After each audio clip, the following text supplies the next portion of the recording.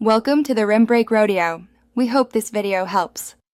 You start by disconnecting the negative battery terminal to avoid shorts.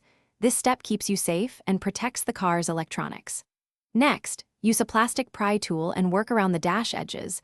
Pop trim panels gently from the top corners because clips are fragile. Once panels are loose, remove any visible screws holding the head unit. You'll feel clips release. Make sure not to force metal tools into plastic to prevent cracking and extra work later. Now slide the head unit forward while supporting its weight, because it can drop and damage connectors. Once pulled out, unplug the antenna first to free the chassis, then detach the main power harness and individual speaker wires.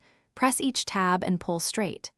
As you disconnect, label each plug with tape and a short note so reinstallation is fast and error-free.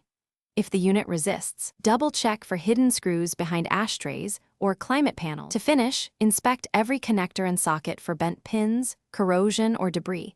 Clean with contact spray if needed, because poor contacts cause faults. Test the replacement head unit on the bench by briefly reconnecting the harness to confirm power and audio before bolting it into the dash. Reseat the unit, reinstall screws and trim panels in reverse order, and reconnect the battery. If the new unit won't power, double-check the inline fuses and the negative battery connection first. That's the most common issue. Thanks for watching.